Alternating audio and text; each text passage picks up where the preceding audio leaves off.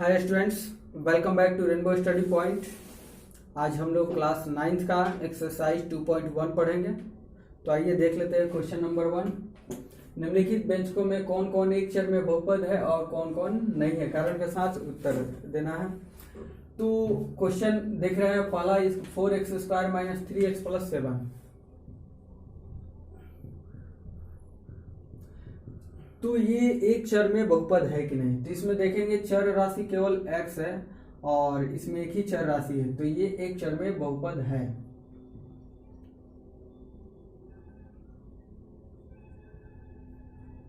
यह एक चर में बहुपद है।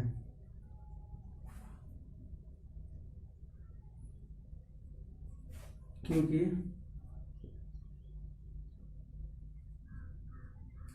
इसमें चर राशि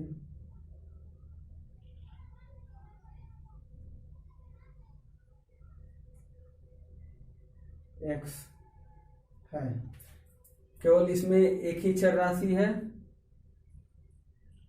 x, इसलिए यह एक चर में बहुपद है। और चर का घात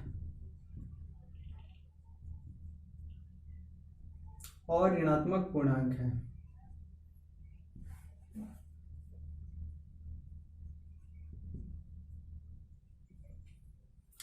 तो इसमें चर,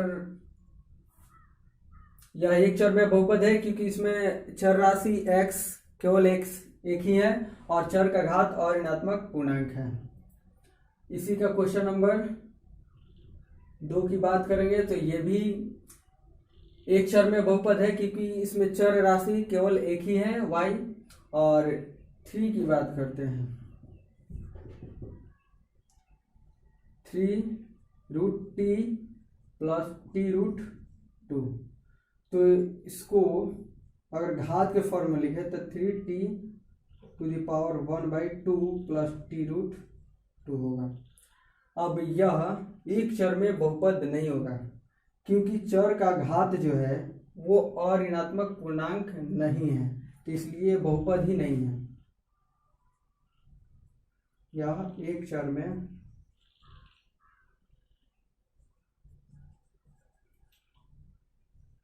बहुपद नहीं है क्योंकि चर राशि t का घात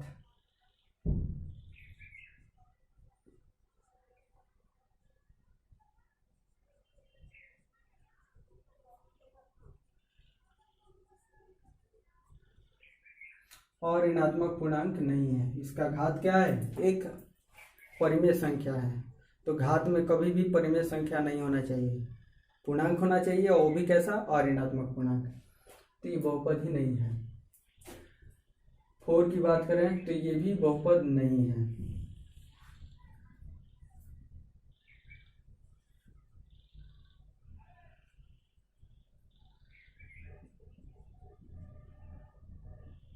देखिए यहाँ पर बटा के नीचे y है तो इसका घात 1 है।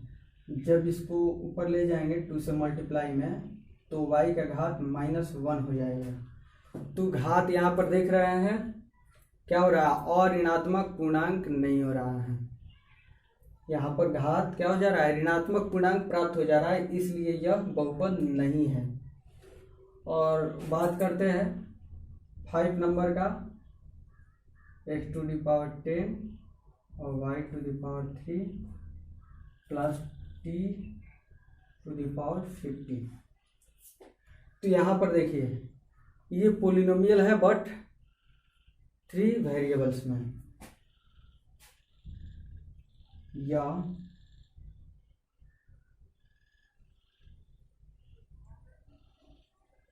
तीन चर में बहुपद है।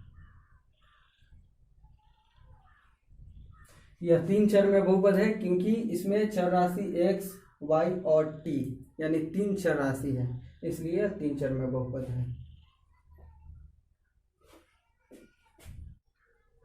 आइए अब क्वेश्चन नंबर 2 देखते हैं। निम्नलिखित में से प्रत्येक में एक्स स्क्वायर का गुणांक ज्ञात करना है।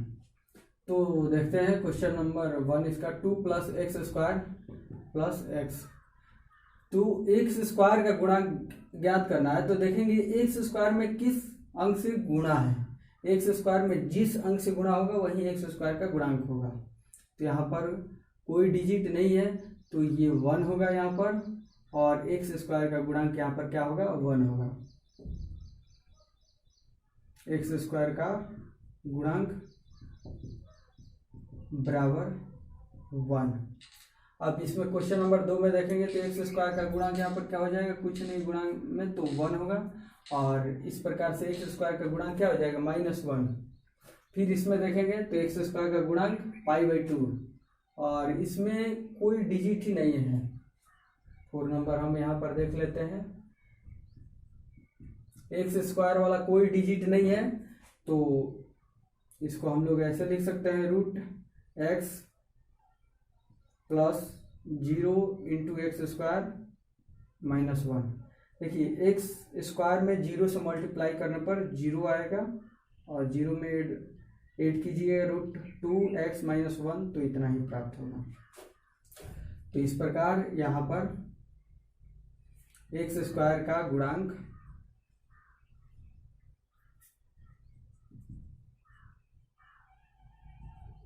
जीरो होगा।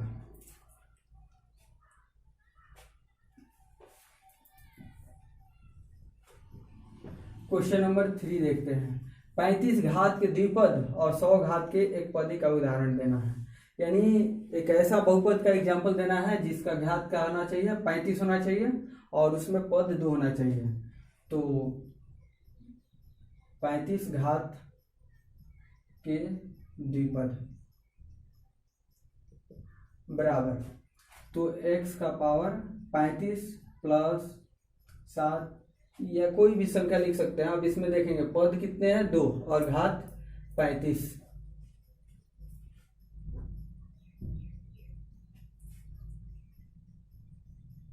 तथा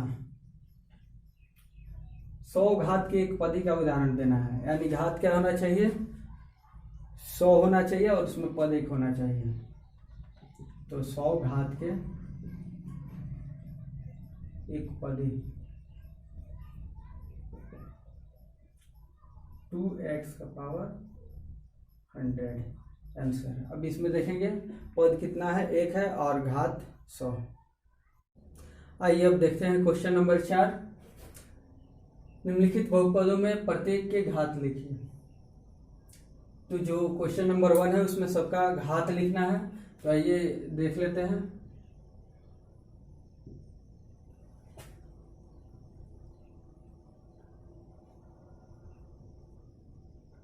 five x cube + 4x² + 7x। इस बहुपद में घात लिखना है इस बहुपद का। तो इस बहुपद में चर का अधिकतम घात क्या है 3 है। चूंकि और आपको पता होगा कि जो किसी बहुपद में चर का अधिकतम घात होता है वही उस बहुपद का घात होता है। तो लिखेंगे चूंकि बहुपद 5x³ + 4x² + 7x में चर x का अधिकतम घात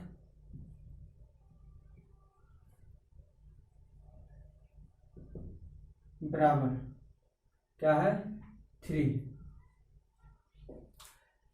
यहाँ पर x का घात 1, ये 2 और ये 3, तो अधिकतम घात 3 है, इसलिए बहुपद 5x³ + 4x² + 7x का घात क्या होगा 3 होगा। 5x³ + 4x² + 7x का घात 3, ये आंसर हुआ। उसी प्रकार से आप दूसरा नंबर, तीसरा नंबर बना सकते हैं। और चौथा नंबर में देखेंगे यहाँ पर कोई चर राशि नहीं दिख रहा है, तो यहाँ पर x है और इसका पावर 0 है, तो यहाँ पर बहुपद का घात क्या हो जाएगा 0 होगा। अब आइए क्वेश्चन नंबर 5 देखते हैं। निम्नलिखित को रैखिक द्विघात और त्रिघात बहुपद में वर्गीकृत करना है। कौन एक घातीय बहुपद है, कौन द्विघातीय और कौन त्रिघातीय बताना है। तो देखते हैं question number 1।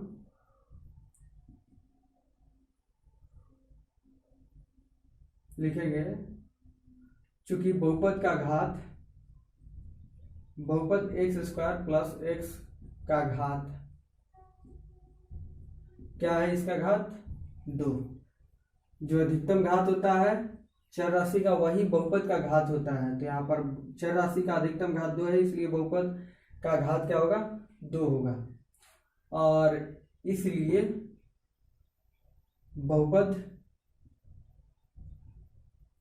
x² plus x एक द्विघातीय बहुपद है।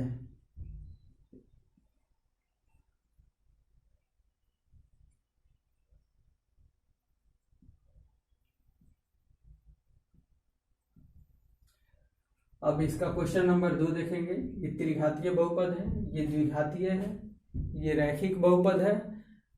जो बहुपद अगर एक घातीय हो तो इसको हम लोग रैखिक बहुपद भी कहते हैं। ये भी रैखिक बहुपद है, इसका घात 2 है।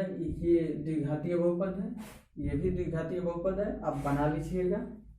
दैट्स ऑल, मिलते हैं नेक्स्ट वीडियो में।